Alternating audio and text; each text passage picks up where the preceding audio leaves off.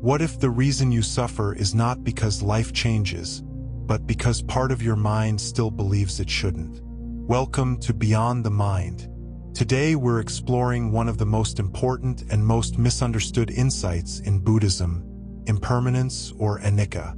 Not as an abstract philosophy and not as a poetic spiritual idea, but as a practical way of rewiring attachment, reducing rumination, and changing the way we relate to loss, change, uncertainty, and even love itself.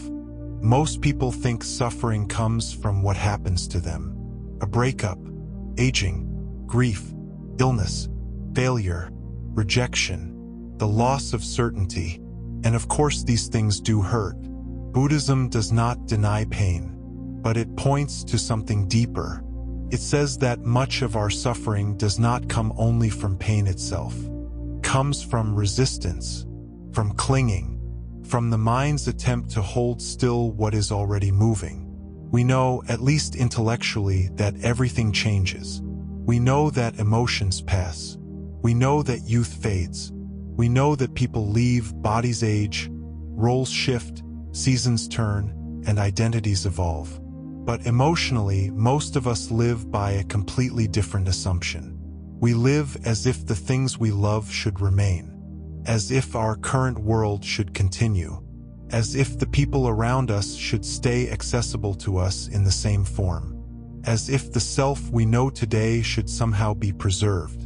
And when reality breaks that expectation, suffering intensifies. That is where impermanence becomes more than a spiritual concept. It becomes a psychological key. Let's start with a story. A woman in her 40s loses her father after a long illness. Months pass. The dramatic part is over. The hospital is gone. The funeral is over. Friends stop checking in so often. Externally, life appears to continue. But inside her, something has not caught up. One morning she walks into the kitchen, sees a cup he used to use, and has the instant thought, I should call him. For a split second, the old world is still alive in her nervous system. The mind predicts continuity, predicts that he is still there. Then reality lands again. He is gone. That moment is more than sadness. It is a collision between expectation and reality, between the model her mind still carries and the world as it now is. And that collision doesn't happen once. It happens again and again, at the sight of a chair, at the sound of a song, at the impulse to share a piece of news. Every time the old prediction rises and reality corrects it, there is pain. This is one reason grief feels repetitive. It is not just one emotional event. It is repeated contact with a world that no longer matches the map the mind is still using. Modern science gives us a useful frame for this. The brain is constantly predicting. It builds internal models of the world so that life can run efficiently. Predicts who will be there when you enter a room. Predicts what a familiar face will sound like. It predicts how your day usually unfolds. It predicts your social world, your bodily state, your routines, your habits, and your sense of self. This predictive system is not a flaw. It is essential. Without it, we would move through reality in a confused and exhausting way. But the same predictive machinery that helps us function can also deepen suffering when life changes and the mind does not update easily. If your mind still predicts the presence of someone who is gone, you suffer. If it predicts the old version of your life after a breakup or failure, you suffer. If it predicts that you should still feel the way you used to feel or be who you used to be, you suffer. If it predicts certainty in a world built on change, you suffer. Buddhism understood this in its own language long before modern cognitive science. It taught that all conditioned things are impermanent. Every sensation, every thought, every emotion, every body, every relationship, every circumstance is in motion. Nothing stays fixed, and suffering grows when we cling to what cannot remain stable. This is the core of attachment. Attachment is not the same as love. Love can be open, fluid, generous, and alive. Attachment in the painful sense is what happens when love becomes entangled with insistence. When we do not just appreciate what is here, but demand that it remain. When we make our inner stability depend on the permanence of outer conditions. And that is an impossible bargain, because life does not stand still. Your body changes, your mind changes, your friendships change, your needs change, your dreams change, even your suffering changes. That last point matters more than most people realize. When we are hurting, the mind tells us that the pain is solid. It says this grief is permanent. This fear is my identity. This sadness defines me. This emptiness will last forever. But if you meditate carefully, something very strange begins to happen. The solidity starts to crack. What seemed like one giant block of pain reveals itself as changing sensations. Tightness in the throat, heat in the face, pressure in the chest, images flashing in the mind, memories appearing and fading. One moment of numbness, one moment of tears, one moment of anger, one moment of tenderness, one moment of silence. The label stays the same: grief, anxiety, loss. But the experience underneath the label is in constant motion. This is where contemplative practice becomes transformative. Meditation is not just about calming down. It is a way of learning to see experience more honestly than the conceptual mind usually does. It reveals that what we call pain is often a stream of changing events. What we call self is a stream of changing events. What we call attachment is a stream of sensations, thoughts, urges, memories, and predictions, all arising and passing in a process. And once you begin to see that clearly, attachment can start to loosen. Not because you stop caring, not because you become emotionally distant, but because you stop mistaking movement for failure. The woman grieving her father eventually began a very simple morning practice. She sat in silence for 10 minutes and observed whatever was changing. At first, she didn't think it was helping. She still felt heavy. She still missed him. She still cried unexpectedly. But after some time, she noticed something subtle. The grief was not one solid thing. It moved. It came as a tightening in the chest, then became warmth behind the eyes, then became memory, then became breath, then became exhaustion, then became stillness. Sometimes it would vanish for a few moments and she would hear birds outside. Sometimes laughter would appear unexpectedly in the middle of a painful memory. Sometimes the feeling returned stronger, sometimes softer. This did not erase her love. It did not erase the fact of loss, but it changed her relationship to the experience of missing him. She later said, "I still miss him, but I no longer feel trapped inside the missing." That is a profound shift, because much of suffering comes not only from pain, but from fusion with pain. From the belief that because this is present now, it is total. Because it is intense, it is permanent. Because it hurts, it defines everything. Impermanence breaks that spell. It reveals that no experience is static. No thought is final. No emotion is fixed. No identity is complete. No state, however painful, remains untouched by change. This does not mean life becomes easy. It means life becomes workable. Now, there is an important danger in talking about impermanence. Some people hear it and assume Buddhism is teaching detachment in the cold sense, as if wisdom means not loving deeply, not grieving fully, not investing in life. But true insight into impermanence does not flatten the heart. It refines it. When you truly understand that everything changes, you can become more present, not less. More grateful, not less. More tender, not less. Because you stop assuming that what is here will always be here. The voice of someone you love becomes more precious. An ordinary dinner becomes more vivid. A brief season of health becomes something to appreciate, not postpone. A quiet moment becomes sacred because you know it cannot be kept. Impermanence can make life feel fragile, but that fragility is also what makes life intimate.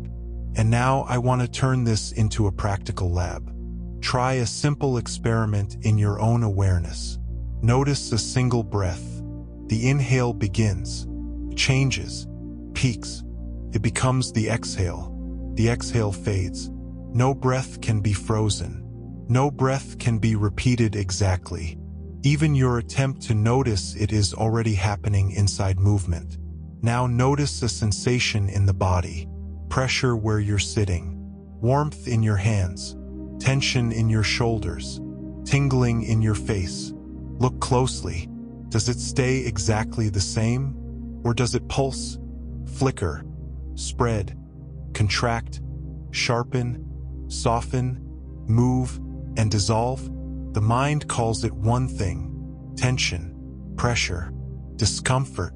But direct experience is not one solid thing. It is a changing field.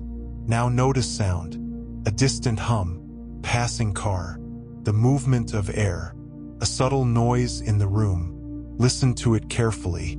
It appears, changes, fades. Even something that seems stable shifts in intensity, texture, and clarity. Now notice a thought. It arrives. Maybe it carries memory. Maybe it carries worry. Maybe it tries to explain what this practice means. Watch it. It does not stay. It changes shape. It dissolves.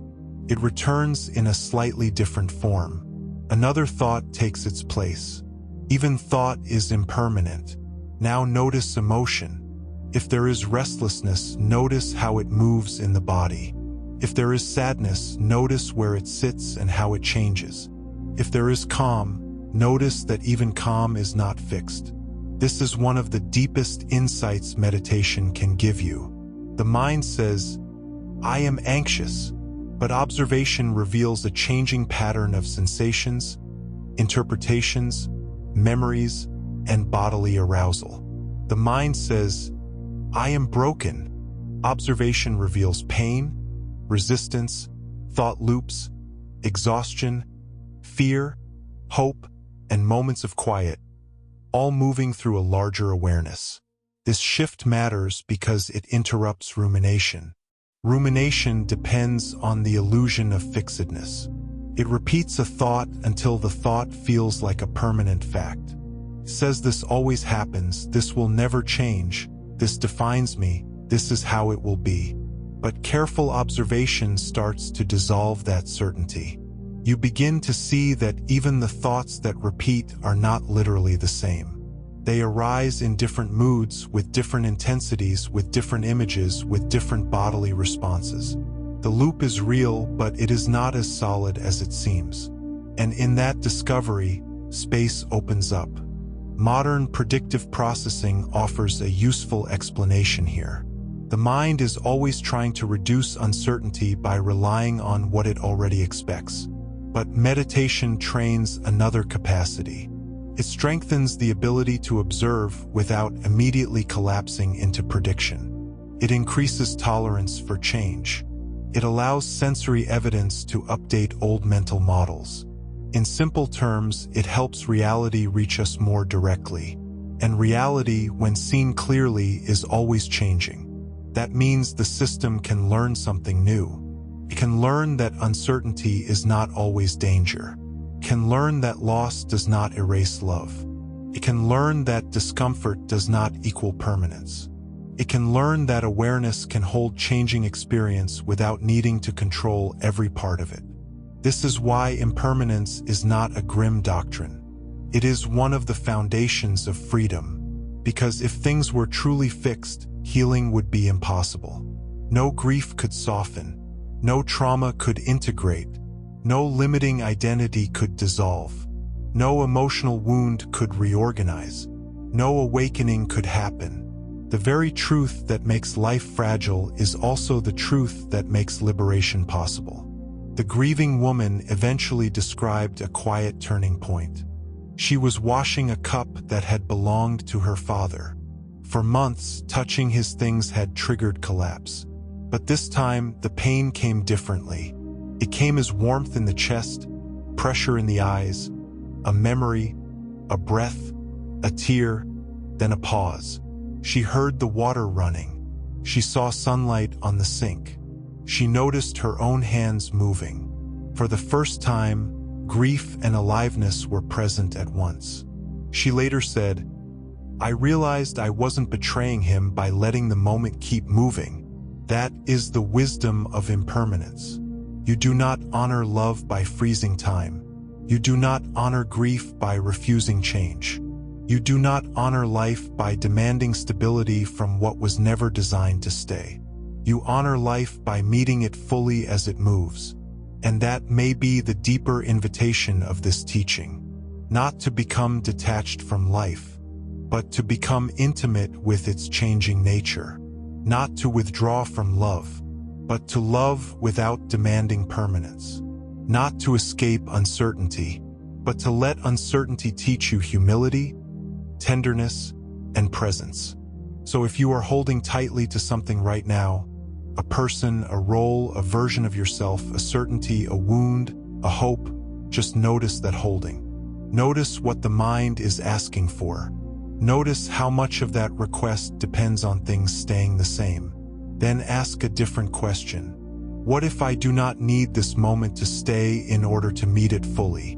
What if I do not need to freeze experience in order to love it? What if I can care deeply without turning care into control?